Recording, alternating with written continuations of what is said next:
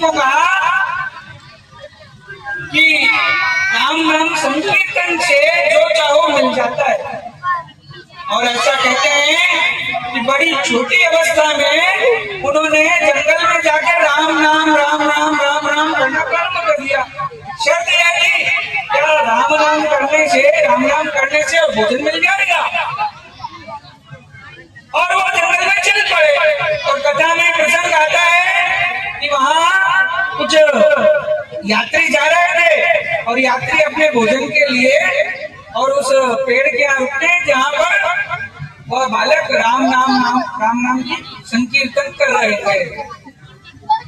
और जैसे ही उन्होंने अपनी पोटली आदि खोली, भोजन प्रसादी ग्रहण करने वाले थे, इतने में डाकुओं की सेना निकली। और वो डाकुओं की सेना निकलने से पहले ही वो सब लोग भागे और भागते भागते वो सब अपनी सामग्री वहां पर छोड़ चले। वो डाकुओं की टोली आई, वो बालक निर्भय होकर राम राम राम राम राम राम राम जप रहा था। और मन में ये विश्वास था कुछ कि भोजन मिले ना मिले क्या होगा। लेकिन जैसे ही वो डाकू वहां पर आए, इतने में उधर भी भोजन प्रसादी है और आवाज भी आई है राम राम राम राम राम राम। तो उनको संशय हुआ इस बालक ने जरूर राजा के लिए यह धूप का काम कर रहा है और उनको पकड़वाने के लिए इसने योजना रची।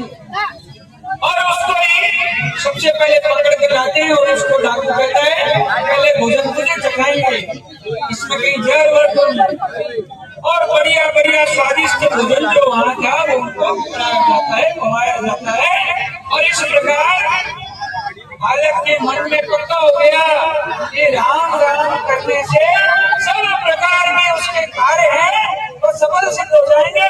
इसलिए हम सब भी इस संकीर्तन में और प्रभु का नाम स्मरण करते हुए और अपनी इस आज का जो हिंदू सम्मेलन है इसको आगे बढ़ाते हैं। और इन्हीं संतों का आशीर्वाद वर्ष की सत्संग कारावास में झेलता है। और उस समय की परिस्थिति का आकलन करके एक निष्कर्ष पर पहुंचता है कि यह जो 1000 वर्षों का 1200 वर्षों का जो कालखंड रहा हिंदू समाज के तिरस्कार का जो समय रहा, इसका क्या कारण है। जब मीर जाफर की वह सेना और 500 वर्ष पूर्व अयोध्या के मंदिर को तोड़ जाती है, कोई बहुत बड़ी सेना है।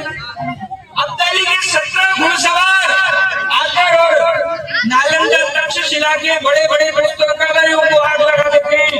तो ध्यान में आता है यह सब एक षड्यंत्र का रणनीति का हिस्सा था। और कहते हैं जो लोग एक पुस्तक लेकर एक आंधी की तरफ बढ़े थे, जिन्हें पुस्तक के अलावा अन्य कुछ पसंद नहीं था,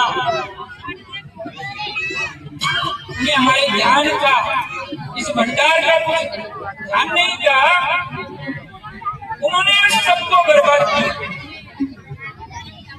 नरसंहार नहीं किया, मतांतरित नहीं किया, धर्मांतरित नहीं किया ऐसा। और इस भारत में रहने वाला जो व्यक्ति है उसको हम भारतीय कहते हैं। हमारे यहाँ पर वर्णन आता है उत्तरम यत समुद्रस्य मातृश्च वक्षणम वर्षम तद भारतम नाम भारतीय तट संतति। हिमालय के दक्षिण में रहने वाला, समुद्र के उत्तर में रहने वाला जो भूभाग है वह भारत है। उस निवास करने वाली जनता है वह भारतीय है, हिंदू है। और हम ये कहते हैं हिमालयन समारभ्य सरोवर, तो हिमालय के समारंभ से हिंदू सरोवर के बीच में जो रहता है इसे हिमालय और हिंदू सरोवर से हिंदू ये शब्द हमको मिला है। और यहीं से एकदम देव निर्मितम देशम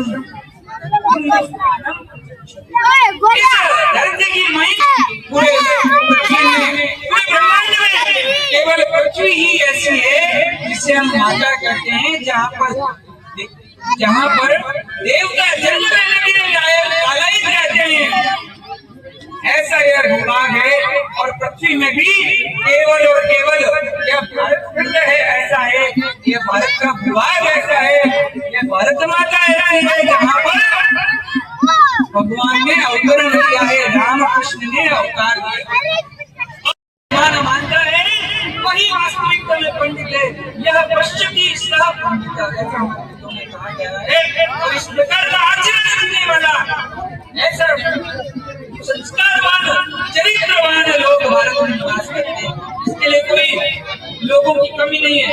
इतना चरित्र संपन्न भारत का एक जन है और वह जन किसी प्रकार का